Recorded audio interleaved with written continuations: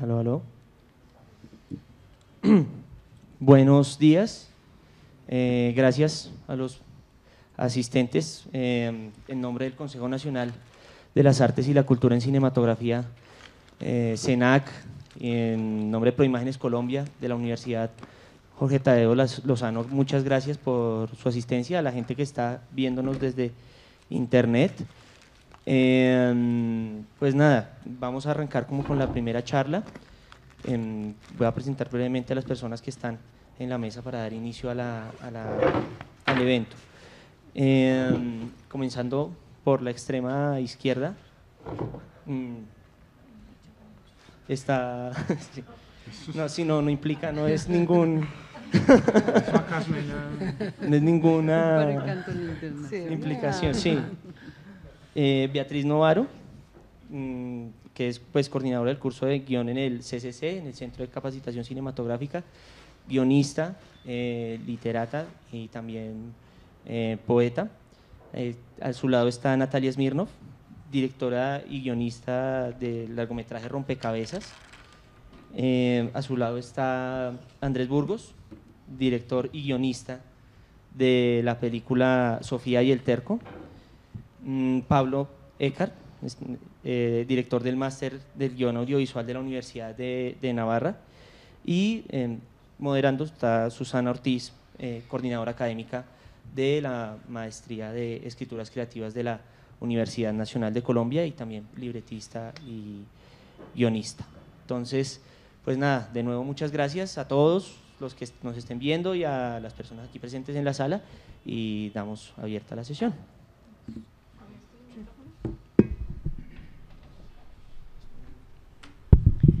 Buenos días a todos. Bueno, empecemos la conversación. Andrés Burgos y yo estuvimos en la mesa de los jurados de la modalidad de escritura de guión.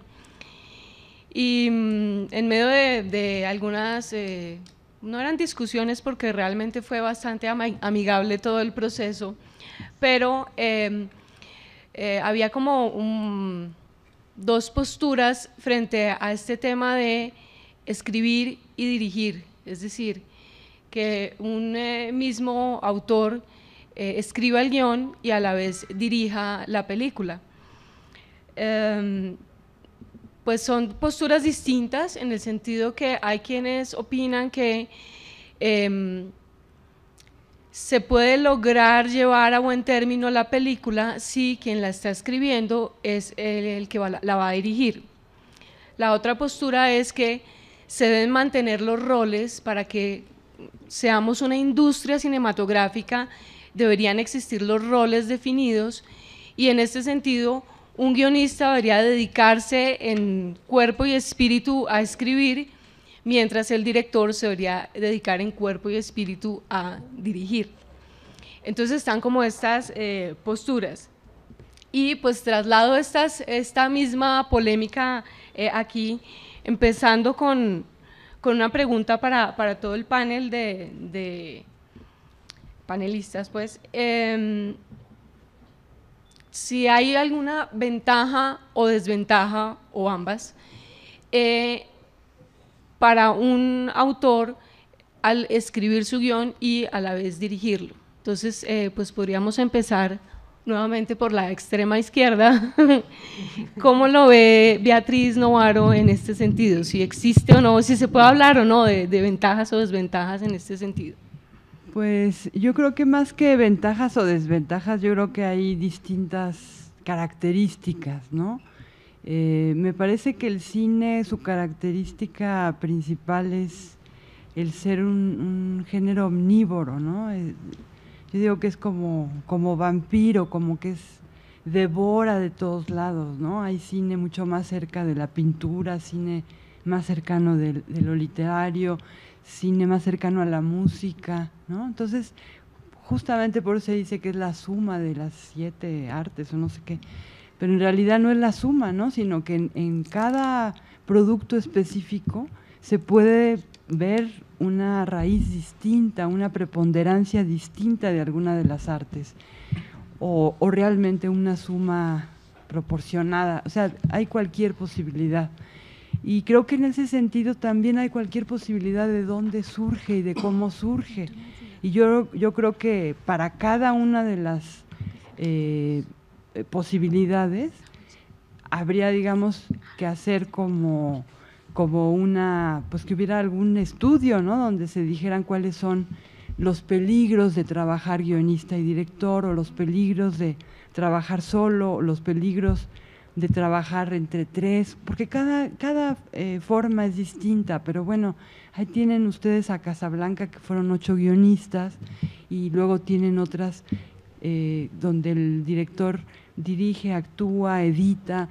Pues no podemos decir que sea mejor una u otra, o que aliente, desde mi punto de vista, que aliente la industria o que le haga daño a la industria. Creo que todo puede enriquecerse, ¿no? El problema es que si no se sabe a dónde se está uno metiendo, ¿no?, puede ser peligroso para la salud. No, o sea, sí creo que hay algunas experiencias, digamos, más difíciles cuando se trabaja entre 8 guionistas o cuando se trabaja solo, ¿no? Se puede perder cierta objetividad, por ejemplo, y en otro caso puede convertirse en algo mucho más difícil de llegar a un acuerdo. Pero creo que cualquier forma puede dar un buen producto o un mal producto. Creo que va más allá de ese tipo de circunstancias. Qué lindo. Para mí, voy a hablarlo más de forma práctica. Sí, no creo que haya una cosa que esté bien o mal. Existen métodos de trabajo y cada uno tiene que encontrar su mejor método de trabajo, ¿no? Particularmente en mi caso, yo escribí y dirigí Rompecabezas y ahora estoy terminando por filmar mi segunda película, y que también la escribí. Como desventaja que veo clara eso es el tiempo que lleva, porque desarrollar un guión lleva tiempo. Entonces, si uno pasa bastante tiempo entre película y película, efectivamente, para tener un guión listo para filmar, que si alguien lo está haciendo a la par o dos, siempre va a ser más rápido probablemente el proceso, ¿no? Y a mí, como ventaja personal, me pareció, a la hora de dirigir, yo ya había explorado todos los caminos posibles. Al ser la que lo escribía, había pensado todas millones de variantes, y a la hora de dirigir a los actores eso fue bárbaro, porque me planteaban cosas que yo ya había experimentado y transitado. Entonces se me hizo, y pude aprovechar a improvisar y hacer una serie de cosas que, si yo no lo hubiera escrito, tal vez no me hubiera sido tan cómodo y tan fácil. Es como lo que sí tiene para mí a favor es ese conocimiento de la historia desde lo más profundo, y de todas maneras, no porque no se pueda de la otra manera o se puede coescribir, ¿no? Pero lo digo en mi experiencia personal. ¿Te pasó este? Puedes escoger. Bueno, en el caso mío, yo pues no tendría autoridad moral para decir que una opción es mejor que otra. Yo voy siendo tránsfuga entre una cosa y otra. En el caso de Sofía y el Terco, pues no solo la escribí y la dirigí, sino que además la adapté, porque Sofía y el Terco era inicialmente una novela mía, entonces me autoadapté. O sea que si alguien puede hablar de promiscuidad acá, soy yo. Pero diría yo, que no le veo ningún problema a que el director escriba y dirija desde que tenga idea de escribir, desde que sepa escribir. El problema es que muchas veces existe el autoengaño. Y si un director se autoengaña y esto termina afectando el nivel de su película, se lo merece. Porque en últimas, si nos observamos con un poco de paciencia, todos somos conscientes de nuestras capacidades y de nuestras limitaciones, y creo que en escuchar y en aceptar ayuda procedente de los demás se demuestra también un poco el talento del director, porque esto es un oficio colectivo y ese es un asunto que no se nos puede olvidar. Y en esa medida hablaría de una desventaja práctica que yo le veo a escribir y a dirigir, o no una desventaja, sino un riesgo más bien, y es de pronto a olvidarse en este ámbito de que esto es un oficio colectivo, a olvidarse de que debe ser una herramienta el guión y que debe quedar lo suficientemente claro para todos, y al ser escritor y director puede existir la tentación para este director de dar cosas por sentadas, cosas que ya se comunicó de sí mismo a sí mismo y que no se va a molestar en explicarle al resto del equipo. Y pues ya habiendo esta carencia de comunicación, seguramente esto se va a reflejar en el producto final.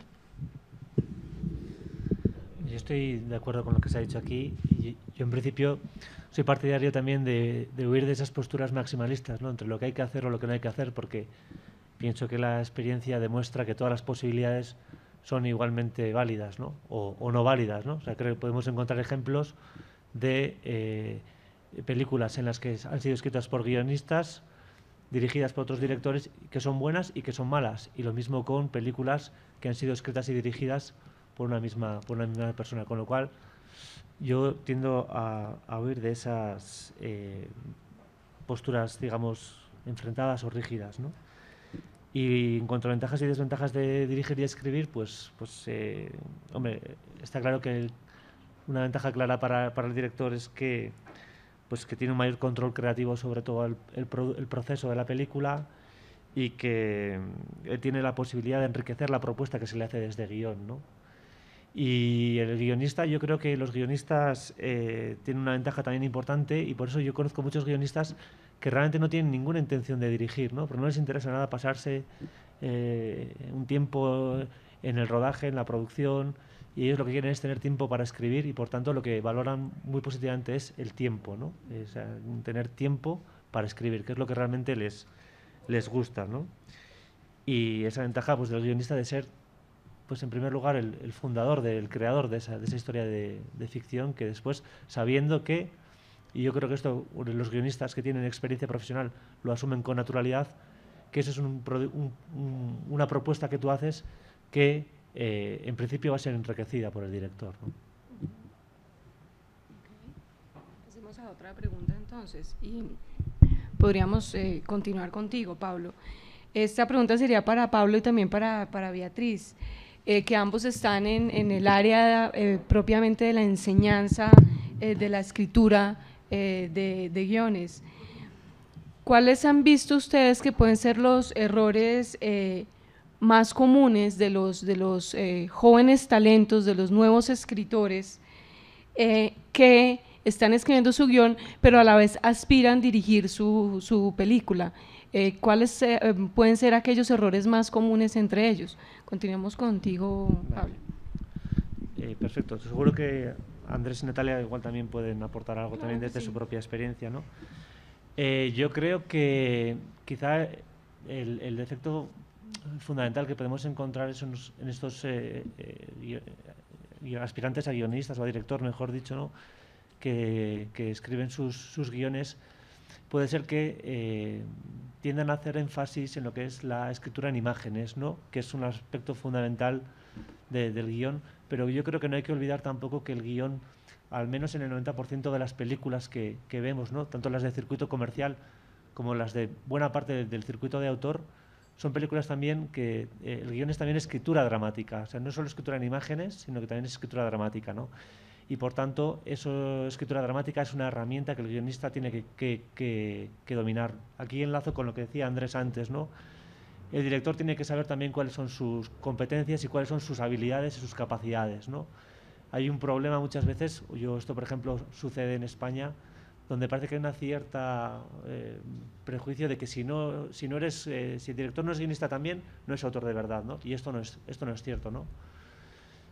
Entonces, es importante que el director, si va a escribir, domine también la escritura dramática, ¿no?, que yo creo que es lo que realmente nos captura de las películas. Lo que queremos ver son historias que de alguna forma nos apelan, porque están contando de manera virtual o de manera vicaria realidades en las que nosotros nos reconocemos, ¿no?, que son importantes para nosotros como personas, ¿no?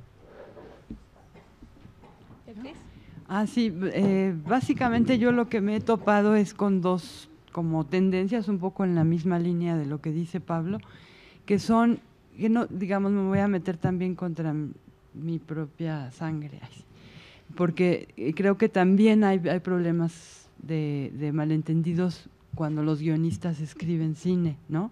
Creo que de alguna manera, en el caso de los guionistas, se ha generalizado demasiado la idea de que se tiene que partir del storyline, o sea, la línea argumental más breve, a la sinopsis, a la escaleta, al argumento, al guión, ¿no? Y de alguna forma se deja de lado que todo esto tiene que tener una relación orgánica con lo que yo llamo el espacio subtextual, o sea, que hay un espacio que de alguna manera tiene que estar en concordancia con la historia y con los personajes, ¿no? No puedes pensar que es la historia y luego ya que el director elija las imágenes, sino que de alguna manera cuando uno dice voy a poner interior, comedor Lucía Díaz, ¿no? Esa decisión que aparentemente es casi como poner a quien corresponda, ¿no? O sea, una cosa muy leve, en realidad tiene un peso fundamental porque el espacio en el cine es todo, ¿no? Es donde realmente nos mete o no nos mete a una película. Entonces, el no tomar en cuenta, digamos, tanto para la descripción como para la cabeza de secuencia, como para la idea de dónde coloco mi historia, ¿no? O sea, pienso, por ejemplo, en Paul Schrader, que en Taxi Driver dijo, quiero hablar de la soledad, inmediatamente pensó, tengo que buscar un lugar y un oficio que estén en correlación a la soledad. Entonces encontró el Bronx en la madrugada y un taxi, ¿no? Que en Estados Unidos los taxistas no hablan con uno, o sea, no son como los nuestros. Entonces era perfecto, digamos, para hacer el correlato de la soledad. Entonces en esas cosas luego ya sean a través, digamos, de esta repetición del storyline, etcétera, etcétera, se deja de lado las imágenes. Y por el lado de los jóvenes que de pronto ven películas donde se fascinan con la imagen, ¿no? Piensan que la imagen no estaba, ese poder de la imagen no estaba relacionado con una dramaturgia, ¿no? Que la playa no es la playa, ¿no? Que la playa era algo que tenía que ver con lo que estaba sucediendo en el interior del personaje y por eso tenía ese poder, no nada más por la fotografía. Entonces de pronto es como decir, ay, aquí quiero que haya una playa, aquí una montaña, y aquí y empezar a, ¿no? Como si estuvieran realmente haciendo fotos una tras otra, y no, el movimiento de lo que es lo cinematográfico tiene que ver con el movimiento a todos los niveles, y en principio interno, ¿no? Del espectador. Entonces creo que esas dos, digamos, formas tan divorciadas, además luego crean mucho conflicto entre cuando un guionista y un director trabaja, porque están los dos como que creyendo que el otro está equivocado, y en efecto lo está, pero porque la verdad está en un tercer lugar, ¿no? Andrés o Natalia, ¿quieren aportar? ¿No? Está muy dicho, todo muy contento. Ok, entonces les lanzo la pregunta a Andrés y a Natalia. Ambos acaban de realizar su ópera prima, bueno, no tan acaban porque entiendo que ya Natalia está un poco más avanzada para la segunda, pero la pregunta es, Andrés, Natalia, bueno, sé que Natalia ya está rodando la segunda película. No, voy a empezar ahora. Vas a empezar. Y Andrés, ¿tú piensas rodar una segunda película, escribir una segunda película? Arrancamos conmigo. Y la pregunta entonces, sí. ¿Por qué escribiste tu segunda película? ¿Cuánto tiempo pasó en el caso tuyo? ¿Cuánto tiempo pasó? Antes hablabas de que a veces puede prolongarse mucho entre la primera y la segunda. ¿Cuánto tiempo ha pasado para ti entre la primera y la segunda? ¿Fueron guiones simultáneos? ¿Hubo un tiempo entre un guión y el otro? No fueron simultáneos. Cuando la idea, algo que para mí completaba la pregunta anterior es que lo fundamental es tener algo que contar y saber qué es eso que vas a contar, ¿no? O sea, guionista, o sea, director, que el problema que pasa comúnmente es que hay gente que quiere dirigir o que quiere escribir, pero no tiene algo que contar. Entonces, para mí lo fundamental es que los movimientos cinematográficos tienen que surgir desde tener algo, digamos, profundo que transmitir.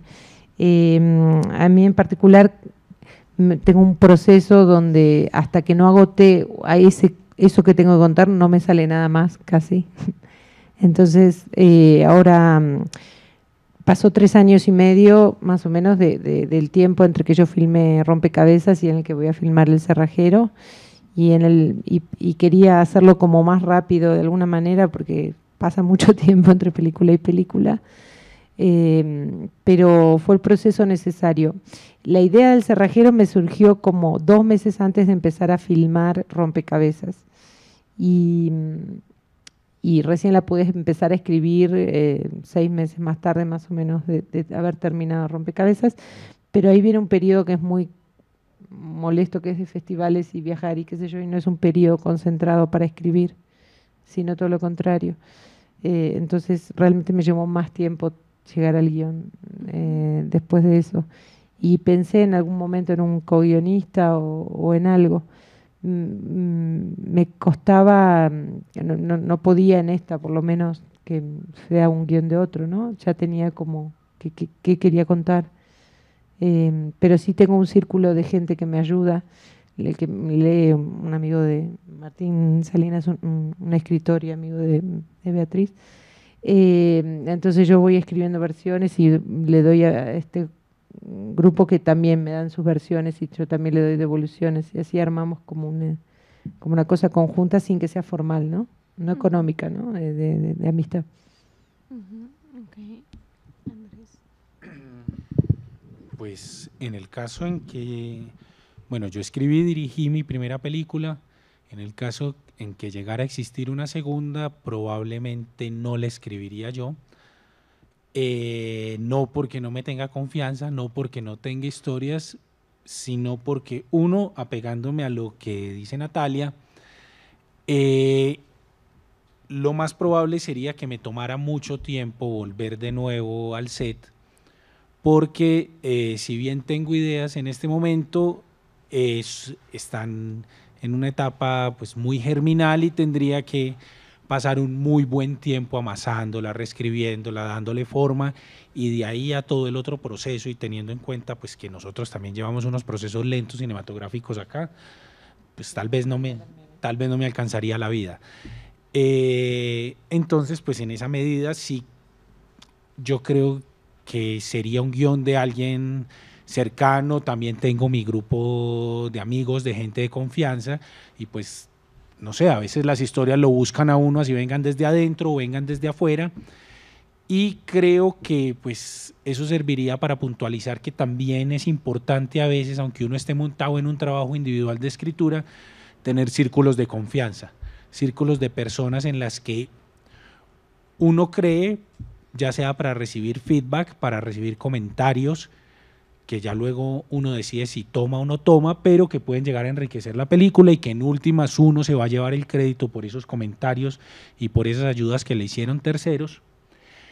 Y también, como sería probablemente mi caso para enfrentar una segunda película, que haya alguien que tenga una historia, que le haya puesto todo ese esfuerzo y todo ese corazón que uno le pondría a una que apenas está comenzando, y que existe la suficiente confianza y la empatía para entregársela a uno.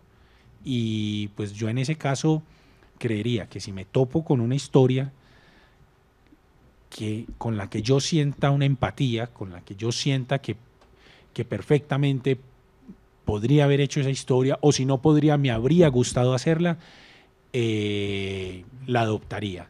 Y creo que ese sea probablemente el caso de mi segunda película. Okay.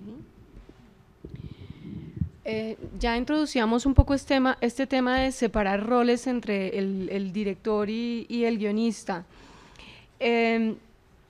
¿Creen, y esta pues podría ser para todos los panelistas,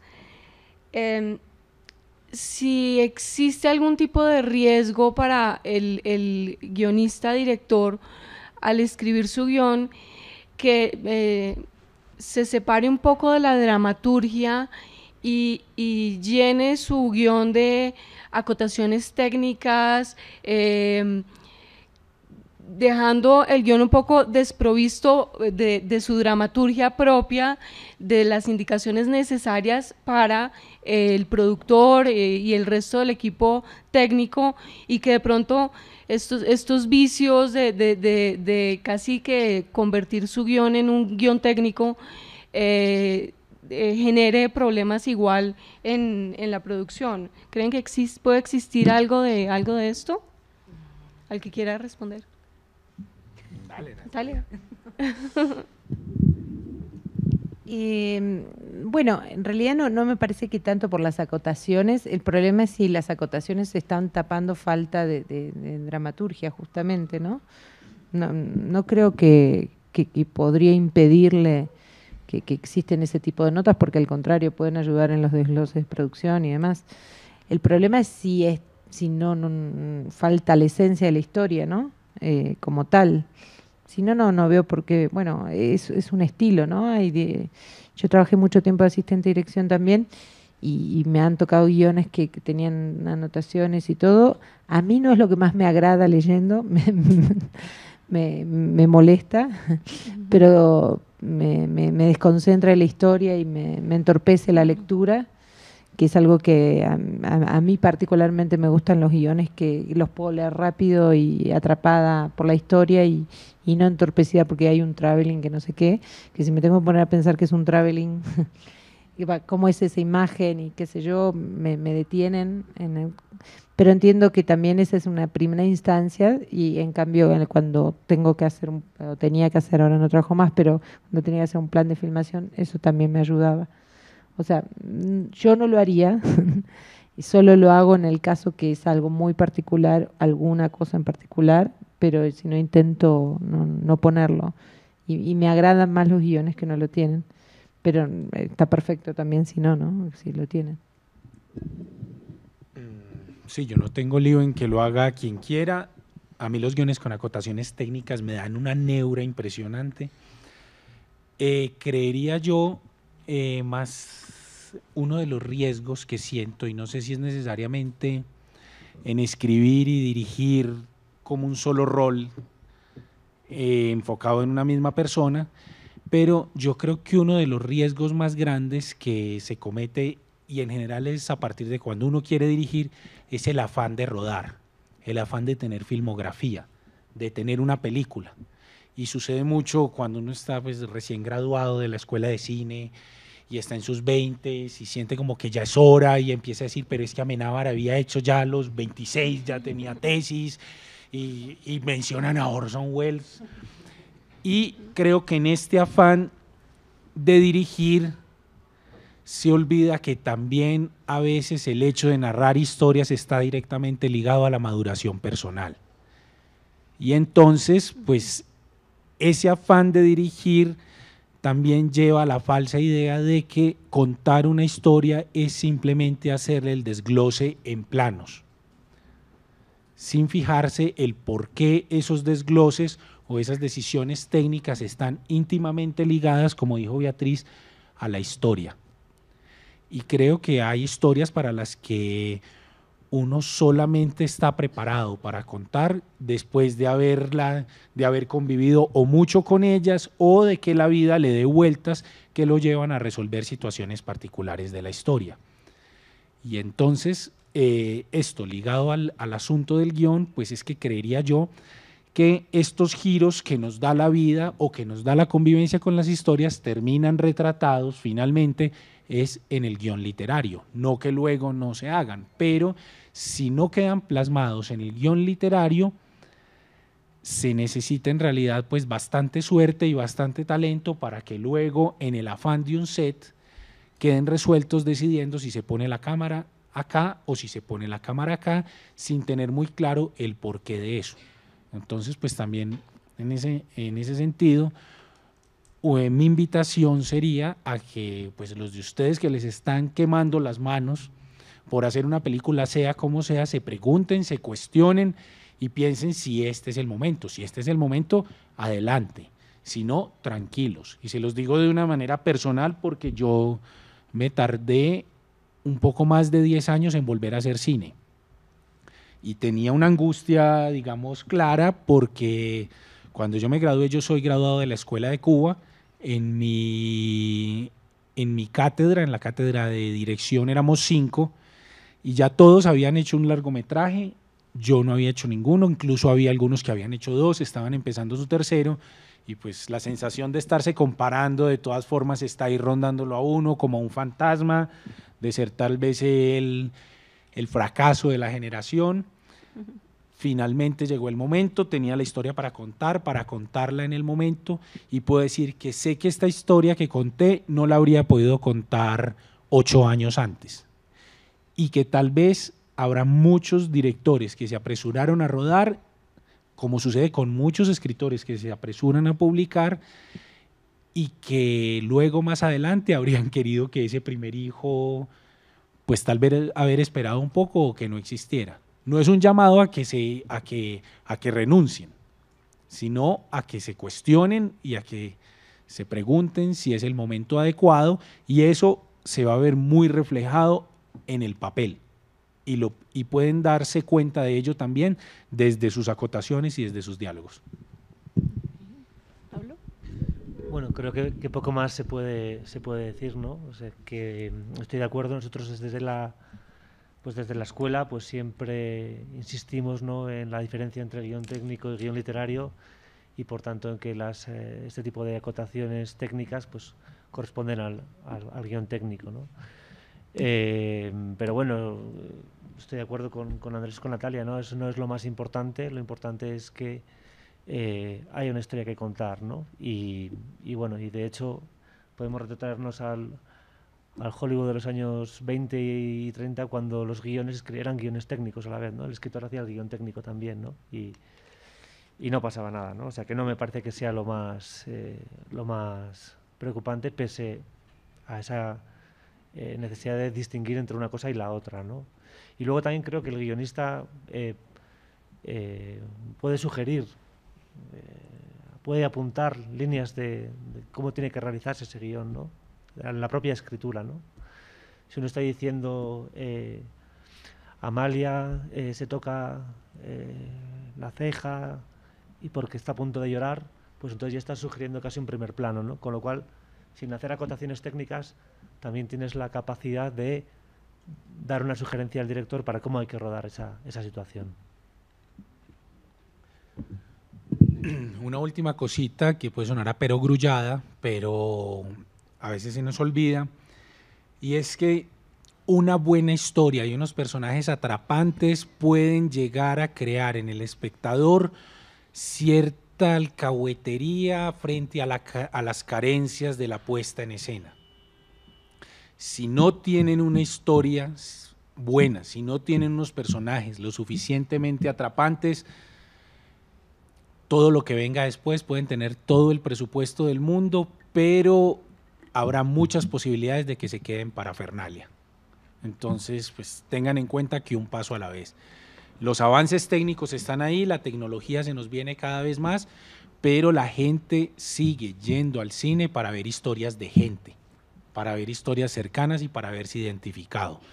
Frente a lo otro, a las destrezas técnicas, pues el internet, los videoclips nos muestran día a día cosas con las que nos podemos sentir satisfechos en formatos más pequeños. Una historia sin gente, una película sin gente, a mí personalmente no le veo modo de llegar a alguien más. ¿Tú quieres aportar algo? No, ya está. Ya está dicho todo. Un poco igual relacionado con esto, el guión es un vehículo de comunicación entre el guionista y de ahí para adelante, es decir, el guionista con el productor, el guionista con el director, y luego ya será el vehículo de comunicación entre el director, el productor y el resto del equipo. Este guión, digamos que, ¿cuál es la esencia que debe tener este guión? Independientemente de eso, si tiene algunas acotaciones técnicas o no, pero ¿qué es lo que sí o sí debe tener un guión para que permanezca como ese vehículo de comunicación entre todo el equipo y se mantenga el espíritu de la historia, ¿no? No se pierda pues todo el esfuerzo de la dramaturgia y de la narrativa que se ha realizado en la escritura, que se mantenga, que cada aporte que le dé quien se va involucrando al equipo sea precisamente un aporte y no que se tergiverse la propia historia. ¿Cómo hacer y cómo garantizar que ese guión, si es desde la misma escritura o desde dónde, cómo garantizarlo? Sí, yo creo que también ahí tocaríamos como otro posible malentendido generalizado, que aunque efectivamente es una escritura muy escueta, muy sucinta, muy precisa, digamos, al hueso, ¿no? No se permite adjetivaciones de cierto tipo, ni reiteraciones, ni juegos. También se ha llevado a un extremo. Yo he leído algunos guiones de películas clásicas y sudan de tono, ¿no? O sea, el tono está perfectamente vivo en la pequeña descripción de 2 líneas, ¿no? Me recuerdo ahorita el guión de Thelma y Luis, ¿no? Que se abrió camino desde una mesera hasta Hollywood, que se lo peleaban entre Ridley Scott y otros directores, porque tenía, aparte, digamos, de tener personajes entrañables, estructura, espacios claros en relación a lo que estaban viviendo los personajes, la prosa de la descripción, ¿no? Esas poquitas palabras sudaban tono. Por ejemplo, había un personaje, no sé si la habrán visto, en México se llamó Un final inesperado, para que no nos fuéramos a asustar de que qué final tan raro, ¿no? Entonces hicieron así. Pero el personaje, digamos, el único que se iba hacia la farsa, ¿no? Los demás estaban en comedia, ¿no? O en tragicomedia, algo así. El único personaje que se salía a lo fársico, que era el esposo de Thelma, ¿no? Cada vez que lo describían, lo presentaban, la guionista se esmeraba en burlarse, ¿no? Por ejemplo, lo presentaba y decía, fulano de tal, ya no me acuerdo cómo se llama, se mira en el espejo y por razones insospechadas se gusta, ¿no? Y luego dice, suda, por eso me vino la palabra suda ironía y suda tono, porque ella dice, está chorreando de joyería barata, ¿no? Entonces, en esas 3 líneas tú ya sabías que ese personaje estaba en el extremo, y así está dirigido, así está actuado, ¿no? Entonces, eso es, digamos, la palabra espíritu, que efectivamente yo creo que engloba lo que el guión tiene que transmitir de manera radical, para que, si es una película de comedia, el último técnico esté de buen humor y sienta que la vida vale la pena y se haya camaradería, ¿no? Si es tragedia, tiene que pasar algo muy terrible en el rodaje, lo lamento, pero algo va a pasar, pero se tiene que venir desde la palabra, ¿no? Yo creo que sí, la palabra tiene un toque que no puede tener nada más, y de donde surge pues cualquier película, ¿no? En el origen está una palabra que detona, aunque primero haya sido una persona, una imagen, eso el cerebro inmediatamente le puso una palabra, y esa palabra fue la que abrió, ¿no? Entonces, en esas pequeñas descripciones, que ahora ya es fulano camina hacia la ventana, ¿no? Y que tiene que ser técnico y sucinto, pues de repente se pierde la vitalidad. Entonces no hay manera, digamos, que todos lean. En cambio, si dice está chorreando de joyería barata, todo el mundo se rió en esa línea, ¿no? Y cuando la vestuarista gozó ponerle la joyería barata y hizo que chorreara, todo el mundo supo que estaban en la misma línea, ¿no? Entonces creo que tiene que ver con cuidar la prosa, sin que esto quiera decir que se vuelva literario, ¿no? Y que eso quiere decir que puede haber metáforas abstractas. Otra línea maravillosa de ese guión, que les recomiendo lo saquen de internet, es ponen el nombre de la película, guión script, y les aparecerá. Es cuando cuando describe la guionista que Thelma va a llevarse al viaje una pistola. Entonces pero ella, digamos, porque es cobarde, y entonces quiere pues que alguien la defienda, entonces la va a dar inmediatamente a su amiga, ¿no? Entonces la saca del cajón y toma la pistola, ¿no? Así, ¿no? Y la guarda en la maleta, ¿no? Y entonces, digamos, la dificultad de cómo describir ese gesto, porque no puedes decirle al director, con un gesto que luego te platico cuando nos veamos, ¿no? Que sería lo ideal, ¿no? Entonces, ¿cómo lo describo para que sea exacto? ¿No? Y mucha gente pone entre asco y miedo, ¿no? No, ella pone como si tomara un ratón por la cola, ¿no? Entonces es una metáfora, pero es una metáfora que es mucho más objetiva que una abstracción o que una precisión, ¿no? Entonces ese tipo de cosas, digamos, de la prosa en su estado más exigente, pues ya se ha olvidado, digamos, para la escritura de guión, y se ha convertido de pronto, gracias a esta proliferación de manuales repetitivos de diferentes maneras que han venido de Estados Unidos, y que curiosamente en Estados Unidos ha sido mi ejemplo, ¿no? Y he leído muchos guiones que tienen la marca, digamos, de un autor que está pensando en el tono y que lo da por la construcción, ¿no? Hay otros, por ejemplo, Fellini, ¿no? Cuando en el guión de Roma, cuando describe el desfile de modas de los curas y de las monjas, ¿no? Es tan, digamos, es tan rico la escritura de cómo describe el vestuario de la monja en patines con un sombrero así extraño. Lo estoy diciendo muy mal, él lo dice muy bien, y que ya de alguna manera ya estamos perfectamente entonados como lo tiene que estar, pues cada persona del rodaje que viene de miles de lugares, pero que el tono viene, digamos, del lenguaje y por lo tanto es universal, ¿no? Creo que ahí está la clave, aunque claro que sirve luego hablar con el director, pero ahí empiezan ya otras, ¿no? Hablar es peligroso porque la gente entiende luego cosas distintas de las mismas palabras, ¿no? O se carga o hay otro tipo de intromisiones, de poder, ¿no? El guionista quiere dirigirme, o tonterías así, ¿no? Claro que lo ideal es que haya una empatía entre director y guionista y que pueda entenderse, pero creo que el guión mismo tiene que pararse de pie y no ser necesario una palabra extra, ¿no? Habla. Yo voy a decir algo que va a ser menos inspirador, más aferrado en lo pragmático, pero de pronto a romper un poco los sueños de algunos y me van a odiar, pero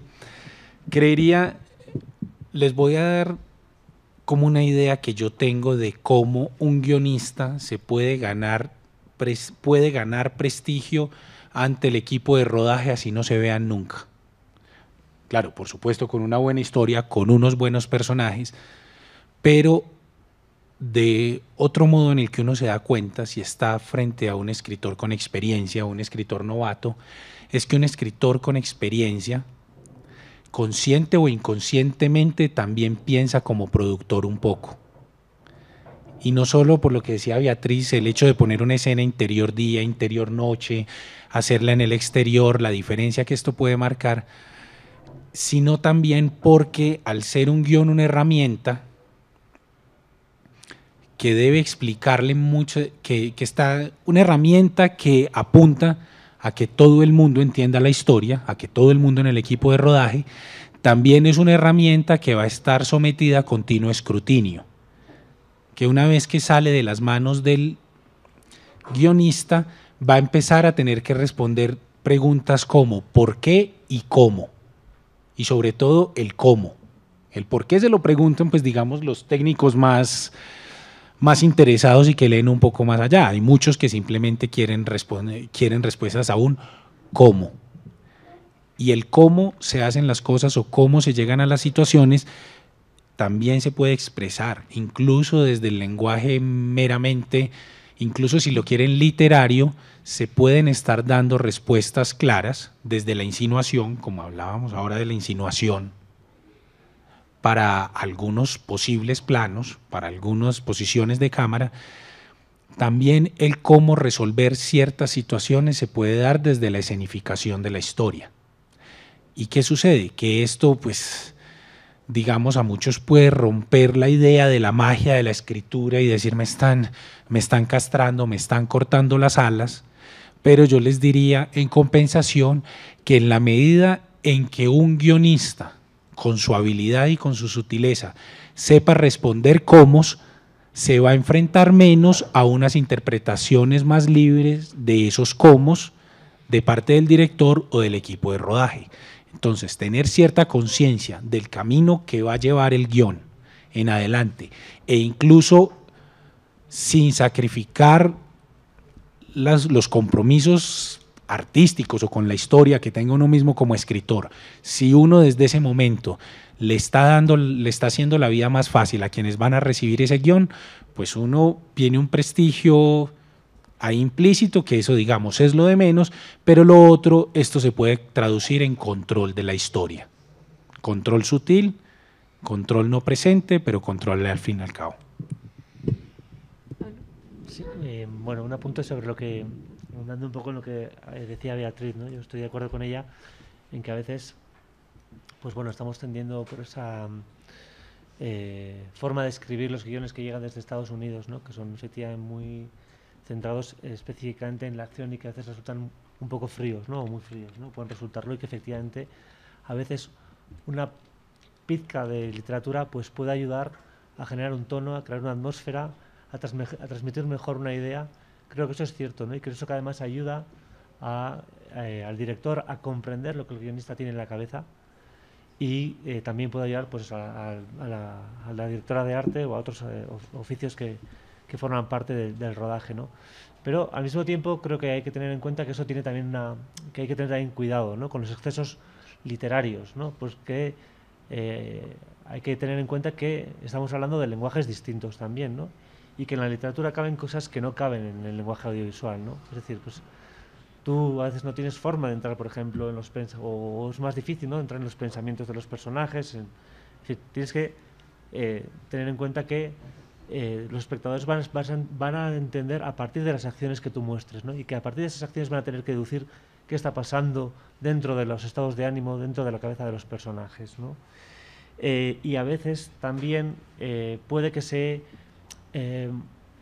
que esos recursos literarios sean pequeñas estratagemas para encubrir carencias que puede tener la dramaturgia, ¿no? Con lo cual creo que hay una parte que efectivamente yo soy partidario de guiones más bien descriptivos, más bien digamos contados a través de la acción, con pequeñas dosis de licencias que pueden ayudar, como digo, a que la historia se comprenda mejor y a que se capture mejor el tono y la atmósfera que se pretende transmitir.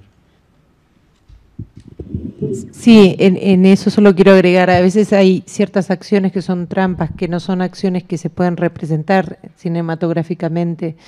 No, estaba tratando de pensar un ejemplo y ahora no se me ocurre rápido, pero muchas veces yo leo guiones que, inclusive a mí misma me pasa, que dice, queda confundido, por ejemplo, pero no es el mejor ejemplo, hay como que piensen que cada cosa que escriben, como si realmente eso se puede reflejar en una acción física, que es lo que pasa en la imagen, ¿no? De actos del movimiento, porque hay grandes engaños ahí cuando uno pone cosas que después no se pueden filmar, que no son filmables, entonces se producen problemas después en las películas. Que si eso, que realmente lo puedan reflejar en una acción específica que haga el actor o la actriz o los personajes. Igual apoyo totalmente lo de la poética de un guión, porque da un espíritu y las películas necesitan espíritu, sobre todo toda película para mí necesita un espíritu. Entonces esto que decía Beatriz en la mañana, perdón, y el cansancio, da para mí uno lee películas, uno lee guiones donde ya imagina el espíritu de la película y eso se va transmitiendo y va pasando para todos, pero siempre teniendo en cuenta que no haya cosas literarias que no puedan ser representadas cinematográficamente.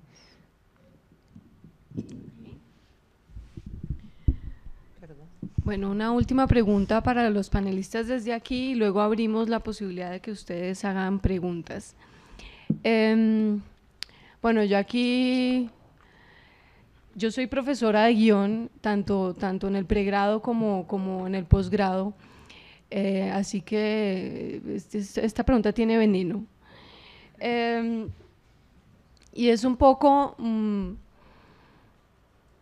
¿para qué sirven o qué le aporta a un joven cineasta, qué le puede aportar una escuela o un programa de escritura de guiones? ¿Cómo ven ustedes este tema?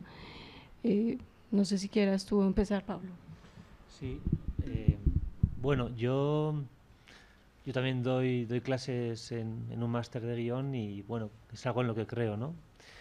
Creo que también hay quizá una idea algo romántica del escritor de raza que parece que no puede, que se gesta siempre al margen de la academia, ¿no? Y yo creo que no tiene por qué ser así, y como antes es verdad, por ejemplo, ayer hablábamos de esto en otro contexto y poníamos el ejemplo del periodismo, ¿no? Como en los años 30 o 40 o hasta hace unas pocas décadas, pues llegaban allí a escribir pues personas que no tenían ninguna formación específica y salían los periódicos adelante, y eso ha cambiado, ¿no? Y hoy encontramos periodistas fenomenales que se han formado en escuelas de periodismo, ¿no? O sea, creo que yo a las escuelas de escritura les encuentro bastantes ventajas, ¿no? Una importante me parece que es que el trabajo del guionista, por supuesto, tienes que tener un cierto talento para escribir, ¿no? O sea, si no tienes nada que contar y si no sabes, no tienes unas ciertas herramientas, por muchos cursos que hagas de guión, pues seguramente no llegas a gran cosa, ¿no?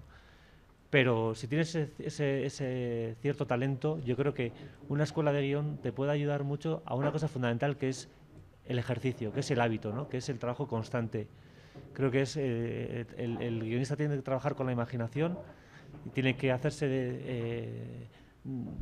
tiene que dominar unas reglas, un lenguaje, y creo que el ejercicio constante que te procura el trabajo en una escuela de guión te facilita, ¿no? Es un trampolín, ¿no? Te da un bagaje de conocimientos que yo creo que son muy útiles para tu vida profesional.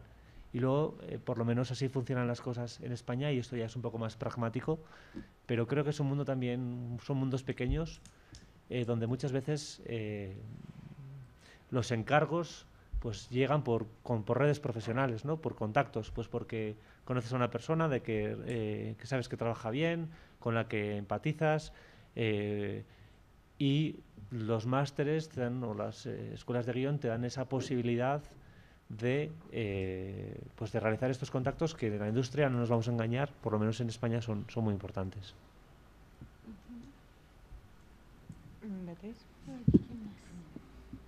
Sí, yo creo que te da varias ventajas. Uno, que te dicen el ABC, que no es algo que uno puede improvisar en ninguna oficio ni arte, ¿no? O sea, el ABC ya tiene, de cada oficio arte tiene como raíces muy antiguas, entonces partir de ahí creo que es muy bueno. Te da amigos, bueno, te da un grupo, digamos, de gente como tú, ¿no? Con la que pues de alguna manera se dan retroalimentaciones básicas, me refiero tanto a los maestros como a los alumnos.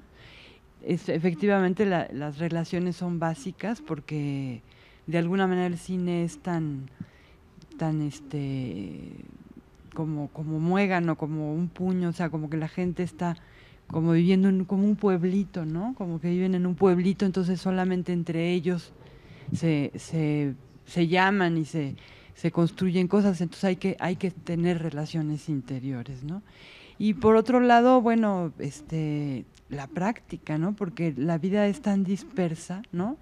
Podemos tener tantos intereses y tenemos ahorita tantas opciones de en qué entretenernos y de qué alimentarnos, que es muy difícil de pronto profundizar. Entonces, una escuela que además son 2 años, generalmente 1 año, muy intenso, de alguna manera te obliga a que ese año hagas un paréntesis y te claves, porque los maestros generalmente son avasallantes, ¿no? Y las disciplinas. Entonces, sí creo que definitivamente es un buen camino. No creo que se aprenda todo ahí, ¿no? Creo que lo más importante es cuando ya se lanza uno realmente escribir un largo y se enfrenta a los problemas ya a capela, pues sin ningún tipo de defensa. No es un juego, sino que es de verdad. Entonces ahí es donde realmente aprende uno, y de los otros guionistas profesionales aprende uno muchísimo, ¿no? Pero creo que el primer paso pues sí es entrar a una escuela, porque de alguna forma es como dar un salto muy grande, ¿no? en el proceso de aprender.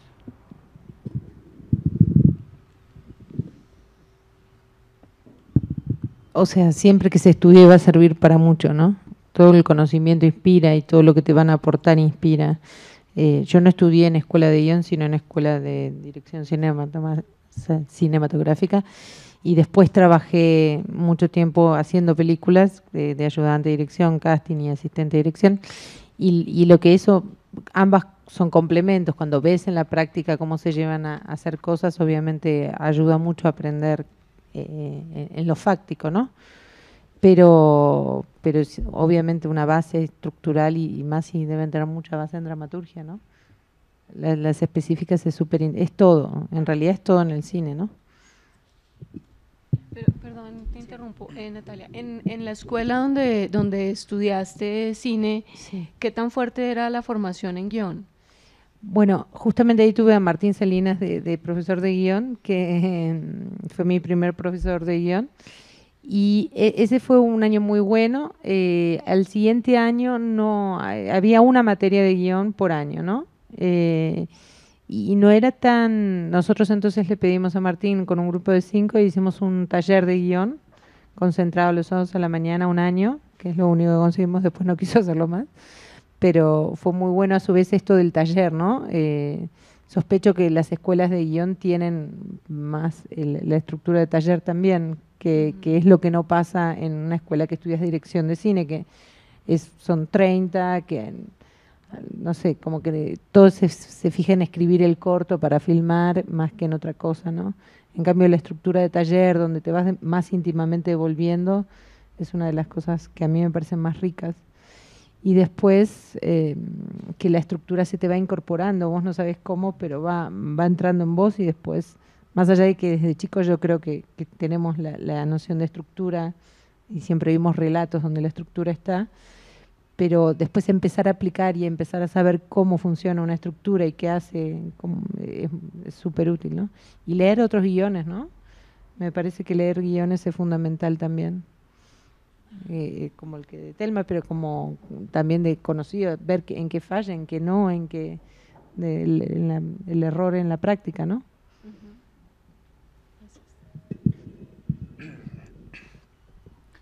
A mí el debate de si la literatura, si la escritura se enseña o se nace, no nace, me persigue desde el mundo de la literatura.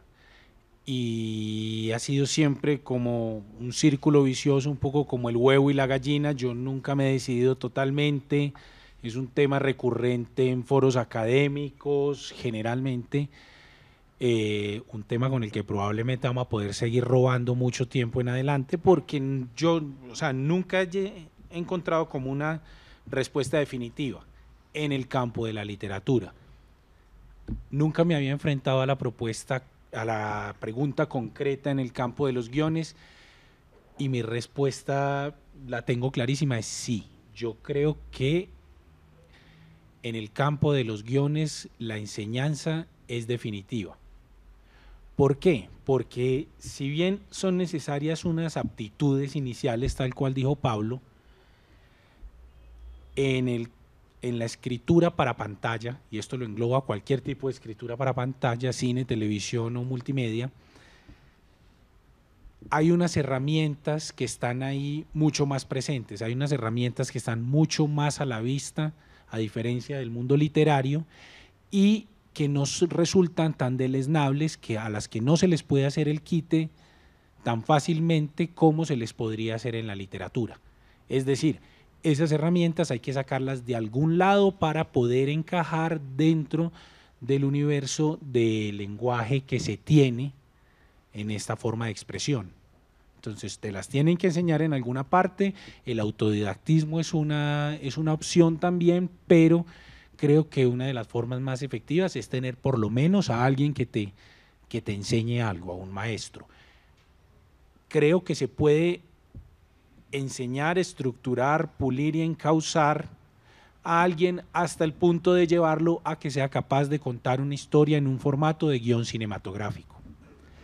El nivel del resultado, eso es otro asunto, porque hay algo que sí no se nos puede olvidar, y es que esto está ligado al talento, y el talento también es arbitrario, injusto e inoportuno.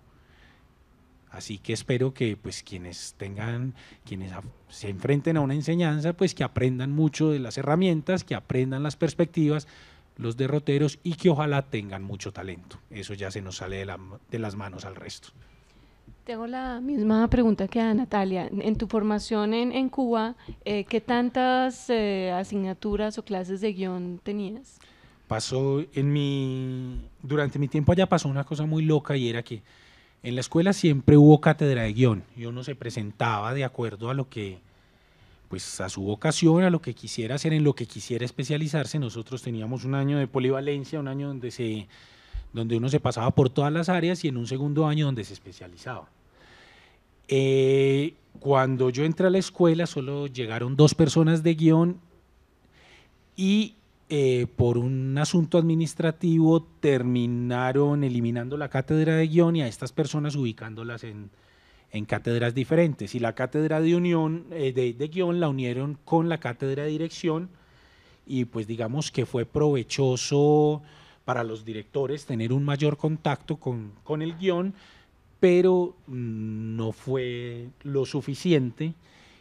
Y creería yo, porque de todas maneras uno quería ser director y miraba el guión un poquito de soslayo, pero a mi modo de ver yo creo que habría sido necesario que existiera esa cátedra. De hecho ya existe de nuevo, pero no concibo un pensum de enseñanza cinematográfica sin que haya por lo menos una especialización en guión y un refuerzo permanente para áreas incluso más allá de la dirección. Gracias. Pasamos a las preguntas. Entonces, el método es alzar la mano y hacer la pregunta, ya les llegará el micrófono. Por allí hay una pregunta.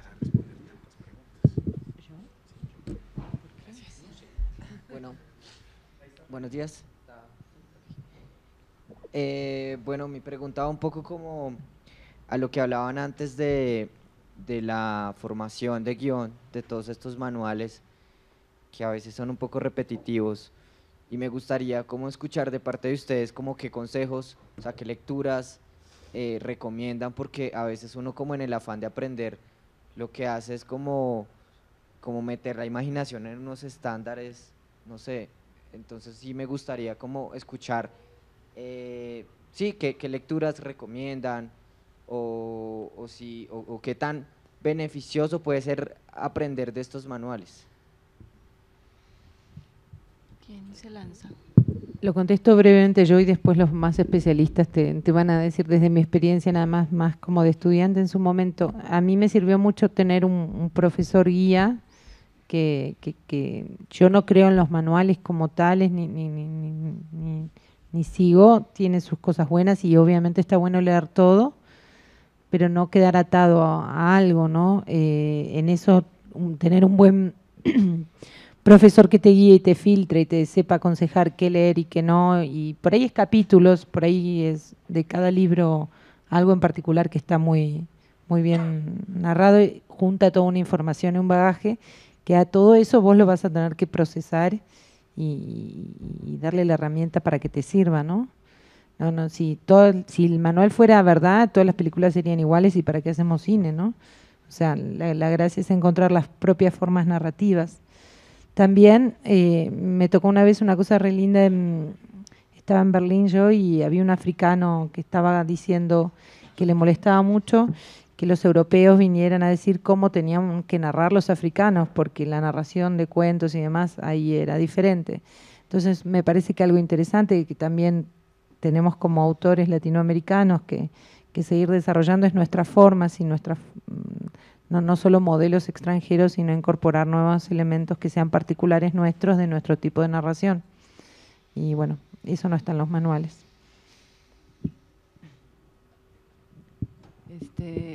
Pues yo te recomiendo, te voy a decir el nombre.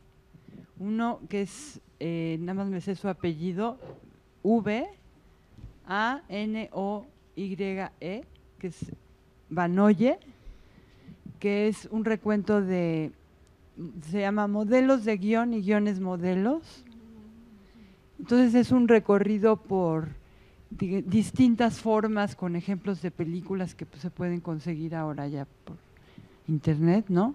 Para que estudies, digamos, y te abre la cabeza, ¿no? Porque de repente también modelo de que tienen que ser los 3 actos, etcétera. No, bueno, hay otro tipo de modelos, ¿no? Que también tienen larga tradición desde los griegos, como el episódico, el rompecabezas, incluso se va a modelos musicales que han seguido algunos autores, ¿no? Es muy caro, ahí sí, que los compren en la escuela, ahí sí. Pero vale la pena que lo vayan leyendo, no todo porque te va abriendo la cabeza y dices, claro, puedo pensar más allá, porque los modelos generalmente se basan en un solo modelo, buenísimo y el más eficaz y el más comercial, pero no necesariamente el único ni el que sirve para mi historia, porque el problema es tener algo que contar y encontrar la forma cinematográfica para que no se arruine lo que tengo que contar, y no que acabe yo contando algo que no tenía yo que contar para que le sirva al modelo prioritario, ¿no? Otros son todos los de Carrier, son muy inspiradores, ¿no? Que no son, digamos, puntuales, pero que te ayudan como a hablar con alguien, ¿no? A conversar con alguien de lo que sucede cuando estás escribiendo, ¿no? Que te recomiendo uno que no sé dónde está publicado, pero habla de cómo escribe él, ¿no? Pero eso es como navegar ahí por la literatura de Carrier, si así sabes, Jean-Claude Carrier, ¿no? Y ya se me olvidó el tercero. A ver si La Semilla Inmortal, de Jordi y otro compañero catalán. La Semilla Inmortal, que también ese es un viaje por todas las películas que han nacido de grandes obras literarias, ¿no? Y digo, básicamente son interpretaciones, pero lo que te hace saber es que puedes bucear y encontrar tu propia forma literaria, ¿no? O no literaria, pero dramatúrgica o de otro tipo, que le sirva más a tu tipo de película, porque depende del estilo y del ritmo y del tipo de historia, ¿no? Que tendrá que tener un modelo.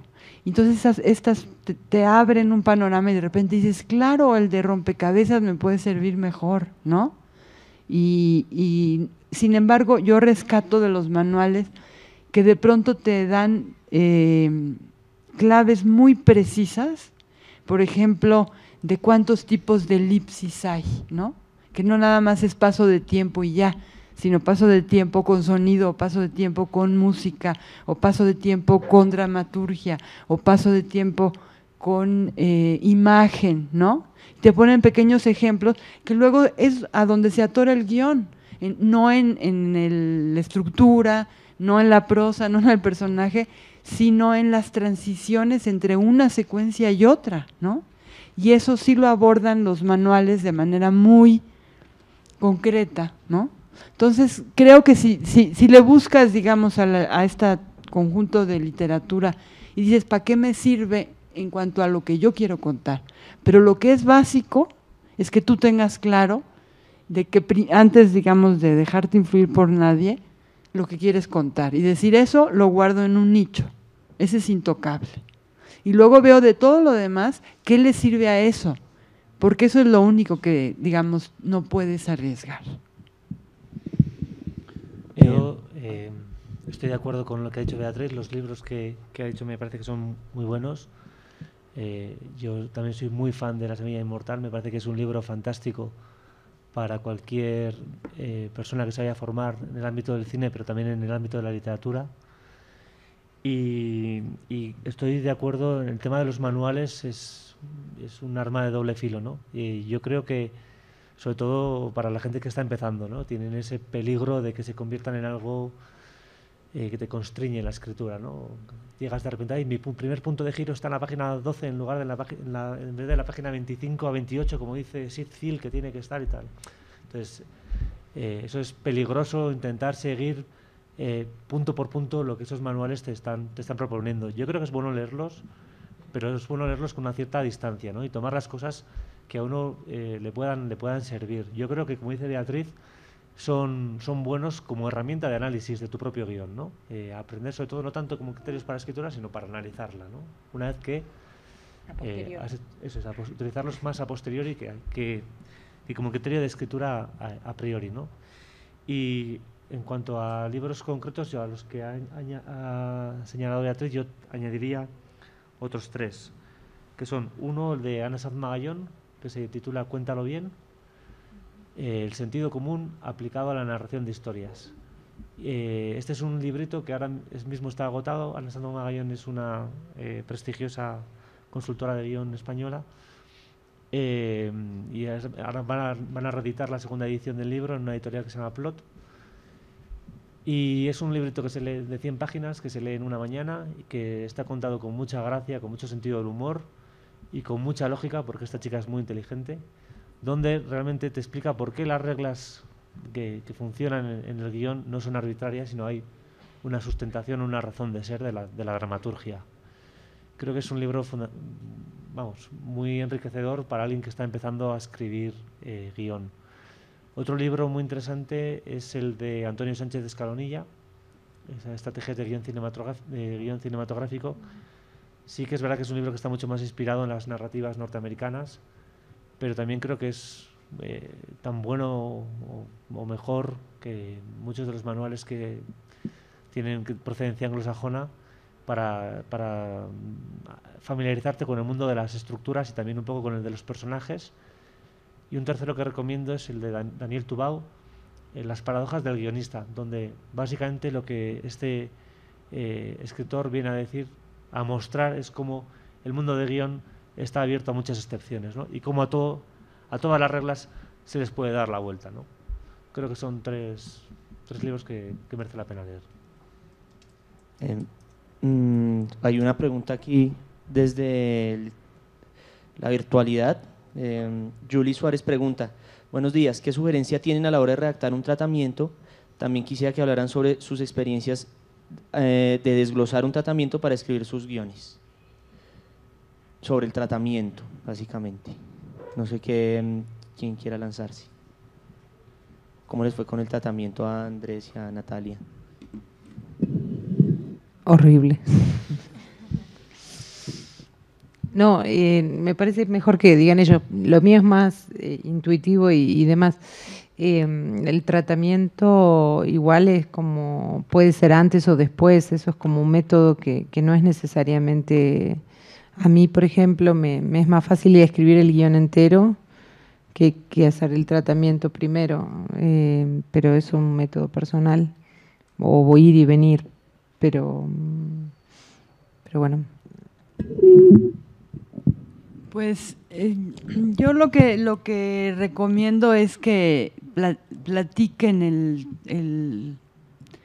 el tratamiento. Es que en México le decimos argumento y tratamientos se dice otra cosa, entonces me hago bolas, pero se refiere a un argumento, ¿no? El argumento para mí lo que es muy útil es platicárselo a alguien, para que uno mismo cuando lo está diciendo empieza uno a sentir cuando tiene que hacer trampa, ¿no?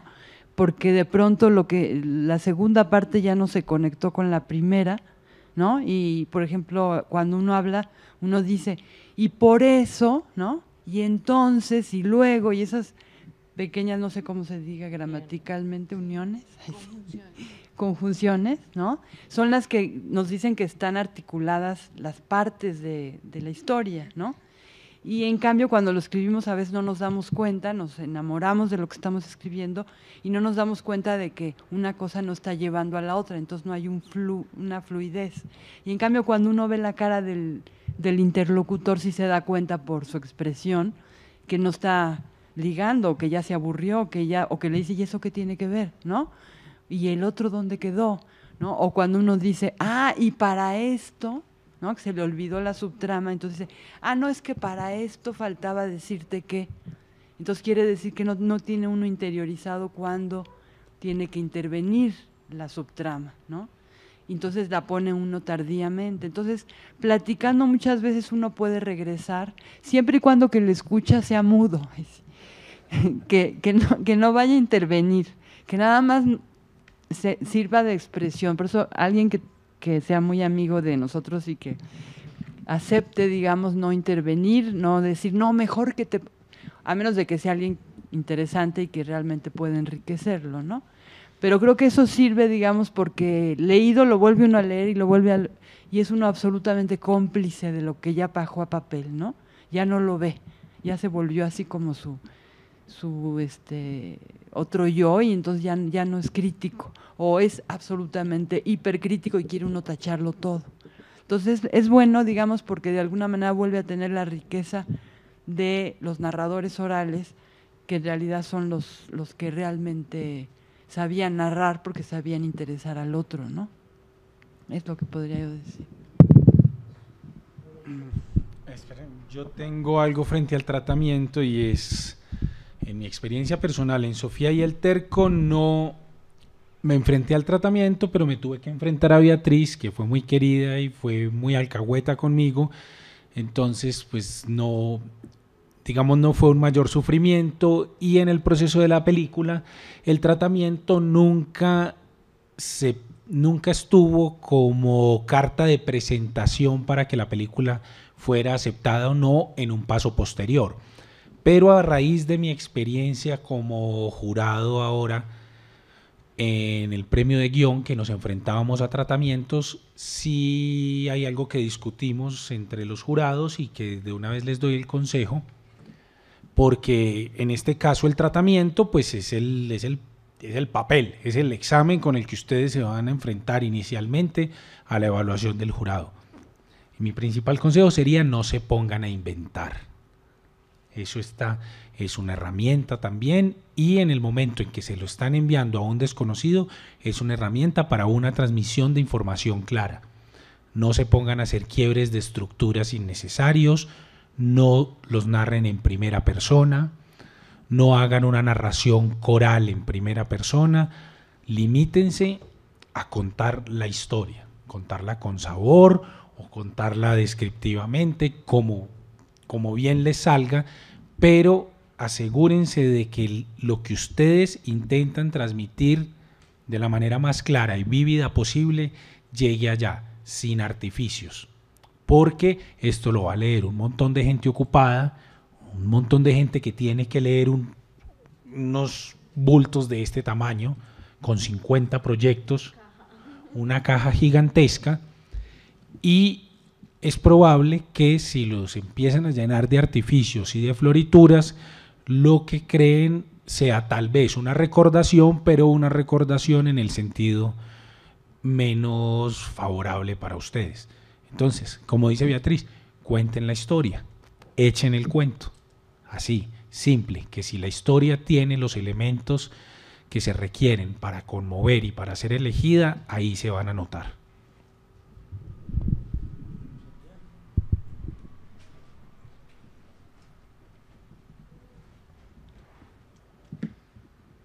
Buenos días.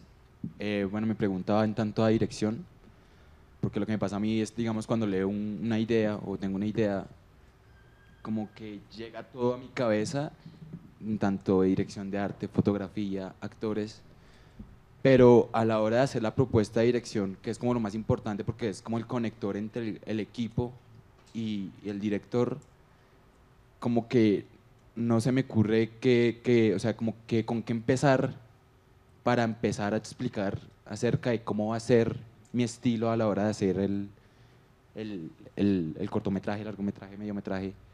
Entonces, ¿ustedes qué me recomendarían como para empezar con esa propuesta y organizar más las ideas?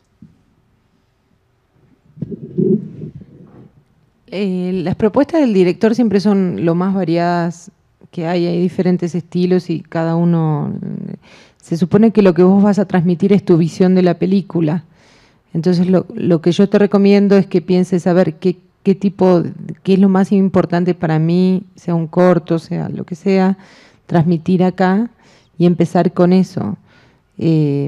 Después, obviamente, podés recurrir a describir qué tipo de cámara te imaginás, qué tipo de luz, qué tipo de referencias podés imaginar. Y todo eso te va armando una base, pero una de las claves para mí empezar es qué tipo de tono vas a tener, que muchas veces se desprende del guión el tono, pero muchas veces no tanto, o puede ser no tan claro, Entonces tener el tono aclarado es una de las cosas principales para entender las imágenes. Y yo suelo en las mías hablar de los temas que voy a tratar también, los temas que no están con el subtexto del guión, para decirlo de otra manera, que son los temas que me impulsaron a escribir la historia y cómo pienso hacerlo, eso de particular. Finalmente es como dar tu punto de vista, ¿no? Y toda película es un punto de vista. O sea, cuando se siente un autor siempre, o un director, se siente porque es un punto de vista, junto con el guionista y junto con todos, por supuesto, ¿no? Pero la idea es que puedas transmitir eso, tu visión particular. Y para mí es como decir, a ver qué me parece, por qué quiero contar esto y de qué tiene de particular cómo lo quiero contar. No es en lo que lo hace original, pero podría acercarse. No sé si vos le querés recomendar. Me parece perfecto.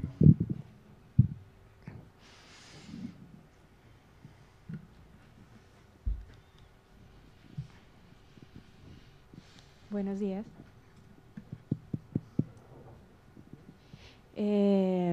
Esta pregunta es sobre todo para Andrés y para Natalia, ya que supongo que estamos muchos aquí detrás de una ópera prima. ¿Qué fue lo más difícil en ese camino para ustedes? ¿Y cuál fue también sé que hay muchas dificultades y luego muchos aprendizajes, pero si pudieran escoger una dificultad y un aprendizaje que nos pudiera enriquecer a nosotros en este camino, ¿qué nos dirían? ¿Empezar?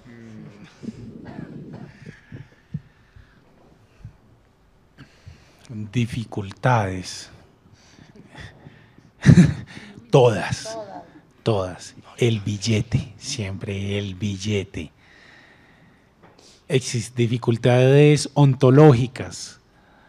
Sentir que la historia estaba en el momento adecuado para mandarse, hacerla.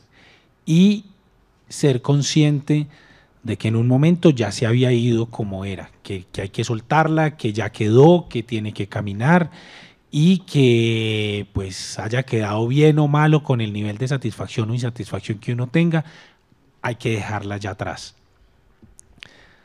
Aprendizaje. Y tal vez es el aprendizaje más valioso que me dejó la película, es rodearse bien. Rodearse bien y tercero, rodearse bien. En la medida en que tengas gente confiable, gente que sepa a tu alrededor, va a haber mayores vías de aporte para el mejoramiento de tu película. Y pues si te rodeas bien, es bueno que escuches también, porque ¿para qué te vas a rodear de gente que sabe, de gente con experiencia, si no te vas a dar ni siquiera la oportunidad de oírlo? Los oís y luego, con tu discernimiento, tomar la decisión de si haces caso o si no haces caso. Pero me parece muy importante escuchar, porque en el momento en que sos la persona que firma esta obra colectiva, pero que sos la que la firma y que y que va a ser quien va a dar la cara, hay muchas ideas buenas que surgen en el camino y que vienen de terceros, pero que siendo vos la persona que firma, después no van a llegar a darte palmaditas en la espalda, a decirte, oiga, qué buena la resolución de esa secuencia en la que usted le hizo caso a lo que le decía el sonidista y cambió de opinión. Te van a decir, sos un genio. Y vos vas a decir, sí, es que yo soy así.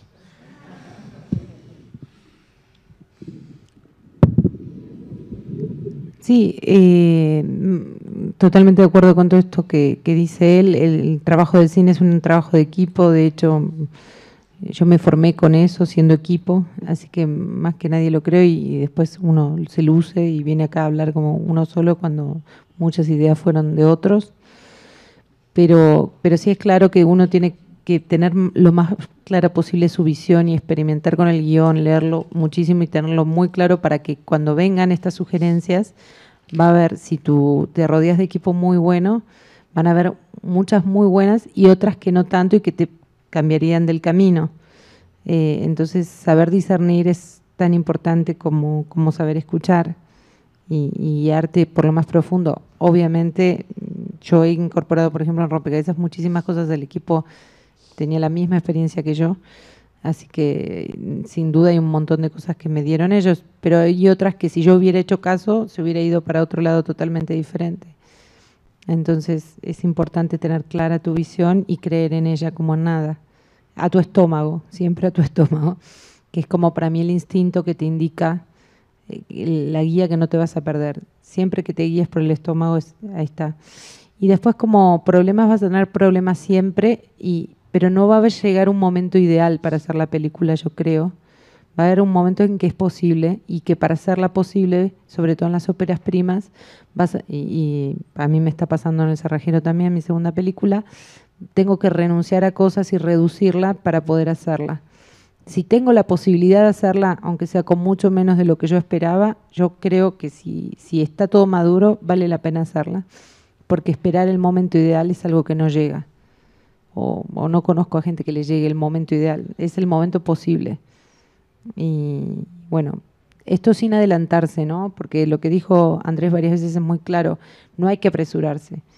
Cuando es en el momento en que el guión está listo, y tenés un elenco y tenés producción suficiente, no toda la necesaria, pero suficiente, mandarse. Se me ocurrió una más. En el cine, para poder improvisar, hay que tenerlo todo muy bien planeado. Dale un espacio al caos, sí, dale un espacio a la improvisación, a lo que se te ocurre en el momento. Pero creo que ese es un lujo que uno se puede dar y que va a ser más productivo en la medida en que tenga por lo menos algo a lo que aferrarse si esa improvisación no resulta por el camino que querías. Buenos días, mi pregunta va para los que fueron jurados en escritura de guión. Me gustaría saber qué nivel encontraron, qué errores generales y qué consejos nos pueden dar para seguir participando. ¿Vos puedes responder o no?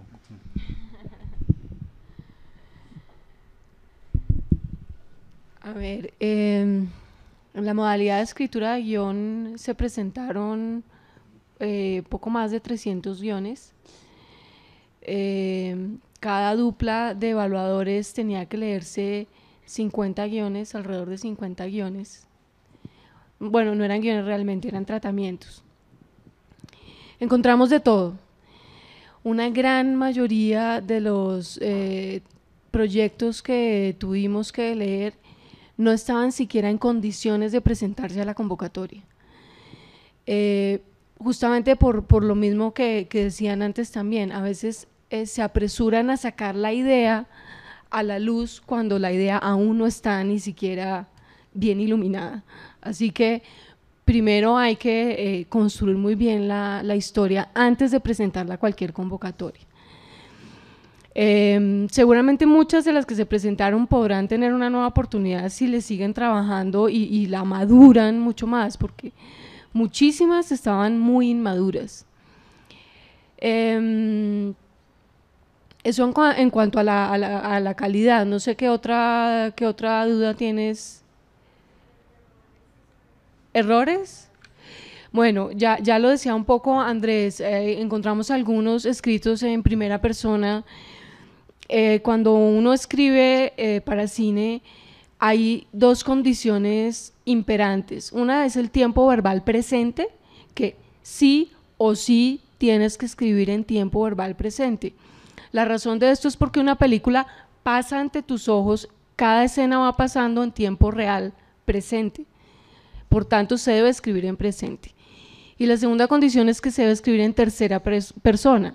Uno está hablando de un personaje, pero el personaje no es el que está hablando, ¿cierto? Así que la primera persona te puede servir como una herramienta de exploración, pero para ti, cuando tú estás creando la historia, pero cuando ya la vas a mostrar afuera, tiene que cumplir estas mínimas condiciones. Encontramos mucha disparidad también en la extensión de los tratamientos. Había unos con las condiciones que se exige, incluso lo comentábamos con otros de los jurados. En España, en Europa, se exige un tratamiento de 20 páginas, que es un tratamiento secuenciado, donde cada fragmento tiene su encabezado de escena, o sea, prácticamente ya es el guión sin diálogos prácticamente. Pero encontramos algunos que tenían estas condiciones y otros que pues contaban muy brevemente el cuento, algunos que no tenían muy resuelto el final, y ustedes saben que toda historia, la razón de ser de cualquier historia para cine es el final. Tú pagas la boleta para ver el final. Así que cuando tú presentas un proyecto, tienes que tener claro el final. Y encontramos muchas historias que de pronto se diluía el final y no era lo suficientemente contundente. Obviamente esa gran disparidad en todos los proyectos que se presentaron pues tiene que ver mucho también con nuestra diversidad, ¿no? Somos un país muy diverso, un país de regiones, encontramos guiones de todas las regiones, de Santander, de distintas regiones de la costa, del altiplano, de muchas partes, ¿no? de la costa pacífica también, de Cali, y eso pues muestra la gran diversidad que tenemos, ¿no? Entonces digamos eso es lo positivo. Creo que habrá que hacer muchos ajustes también en las condiciones de la convocatoria para que cada vez los jurados, el material que tengan para evaluar los jurados esté mucho más depurado y realmente pues los participantes demuestren conocimiento sobre la escritura de guión, o por lo menos, si no necesariamente porque hayan pasado no por una escuela, pero que dominen la escritura del guión y el lenguaje audiovisual. No sé si tú quieras complementar. Yo tengo una apreciación personal en cuanto a temáticas, y es que, pues si bien como decía Susana, somos un país diverso, tendemos a la unicidad, por lo menos al momento de la presentación de temáticas a los premios de Proimágenes.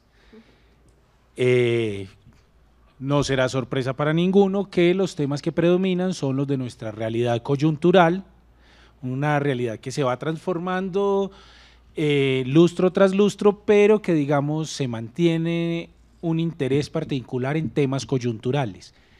Eso no me parece malo, a mí me parece que es bueno que narremos nuestra realidad.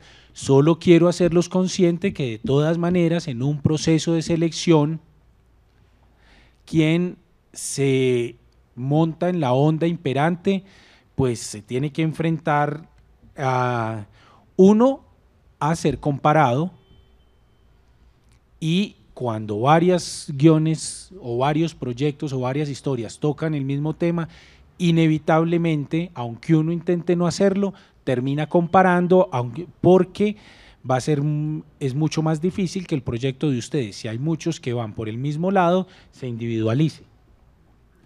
Y lo otro es que no necesariamente la avalancha de proyectos sobre nuestros temas coyunturales representa que haya mucha reflexión sobre el tema, sino que es lo que más duro sonó, lo que más cerca sonó, y simplemente se va traduciendo en un acto de impresión, de registro en el papel, que se parece más a un periodismo inmediatista que a una reflexión previa que debería llevar una historia. Y eso también lleva a que, aunque sean muchos proyectos apuntando hacia el mismo lado, se diferencien fácilmente los que de verdad tienen como un músculo que les permitiría hacer una película que dijera algo nuevo sobre el tema. Una cosa más para puntualizar también. En la convocatoria se exige que el participante para escritura de guión presente un cronograma y un presupuesto. Por favor, escriban un cronograma y un presupuesto de escritura de guión. No lo saturen de rubros que tienen que ver con desarrollo de guión, con traducciones del guión, con presentación del guión a festivales. Eso no hace parte de la escritura. La escritura es, me van a dar un premio para concentrarme un año a sentarme a escribir un guión. qué necesito como infraestructura para escribir ese guión, ¿sí? Y el cronograma debe reflejar como una noción de cuáles son los pasos a seguir para escribir ese guión durante ese año. Notamos muchos cronogramas y presupuestos un poco desfasados también de lo que significa la escritura misma del guión, ¿no? Entonces… Es más pertinente un rubro en café que un rubro en traducciones o en formación en escritura. De acuerdo. Buenos días. Quisiera escuchar su opinión respecto a las historias de época. Digamos, si historias iberoamericanas o hispanoamericanas de época, si hay alguna diferencia a contar una historia contemporánea en cuanto a la escritura del guión y en cuanto a la dirección y frente a cómo lograr esa empatía con un público, ya sea por identidad o por solidaridad con la historia. Si hay algún ejemplo que pudiéramos tener de algún guionista que haya sido director de película de época, porque pues, hasta donde conozco no hay muchas películas de época latinoamericanas hoy.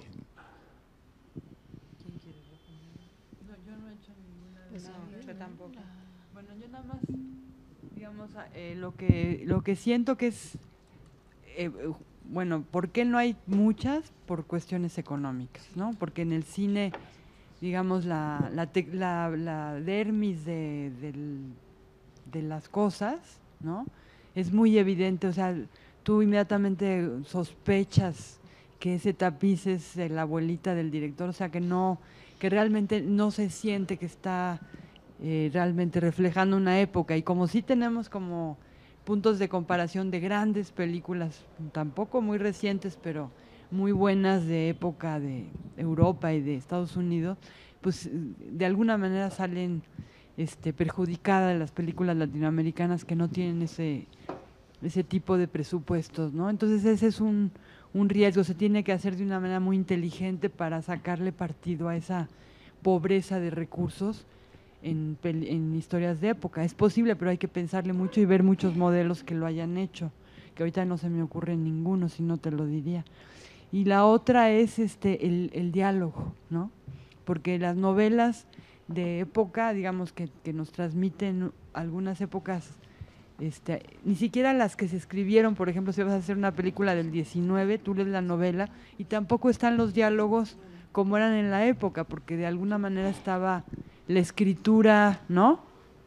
Sobre todo de algunas novelas latinoamericanas, estaba la escritura de los diálogos de manera tópica, ¿no?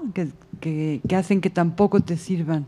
Y luego se reciben de manera, o te rompen la credibilidad, ¿no? Son dos riesgos altos, por eso es como un género que se tiene que tomar con pinzas de lanzarse a escribirlo, ¿no? Y tiene que ser de una manera muy…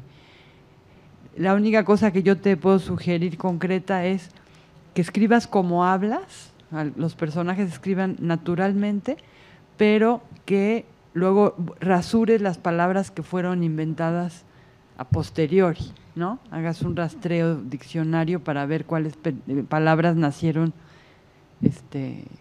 años después, ¿no? Pues ya, ¿no? Porque si no… Sí. Añadiría la necesidad de un plus de documentación, ¿no? O sea, que todas las historias exigen cierta documentación, pero las históricas más, para que ese mundo no sea estereotipado y sea realmente verosímil y se convierta efectivamente en un plus de la película, ¿no? Te digo algo desde el ejercicio televisivo, donde, digamos, sí hay más acceso a trabajar historias de épocas, pues motivo presupuesto, y yo entiendo principalmente por dos puntos el atractivo que puede representar para un escritor una historia de época, aparte de la recreación de un momento, del vuelo fantástico, y uno es que la época te permite el abordaje de conflictos que también pierden vigencia en la contemporaneidad. Hay conflictos a los que solo te puedes llegar a enfrentar dentro de la época y pues eso los hace bonitos también, enfrentarse a ciertos impedimentos. El otro, y esto te lo digo desde el oficio diario, la ventaja de la época sería que muchas veces los conflictos y las interrelaciones de personajes están dadas por la falta de comunicación. Y en la actualidad, con los avances tecnológicos que apuntan principalmente a la comunicación, gran energía del escritor que quiere en algún momento establecer un problema de comunicación, se va pensando en por qué la gente no contesta el teléfono celular. Esas son las ventajas, pero sea de un modo u otro, siempre te vas a enfrentar a la ventaja, a la desventaja contundente en este medio, y es el presupuesto. No creo que haya historia de época barata.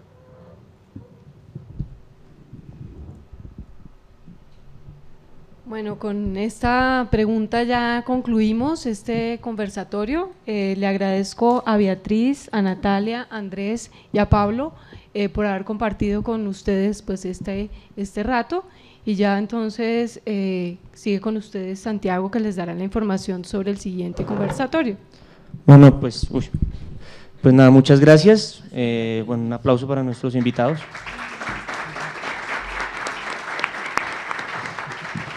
Y vamos a hacer un cortecillo de 5 minutos mientras hacemos un montaje técnico de lo que se necesite para la charla que viene, del rol del montajista. Entonces los invito a estar conectados, a los que están conectados, y a los que están aquí presentes, pues si quieren permanecer en la sala o son libres de hacer lo que a bien tengan en su vida. Entonces, gracias.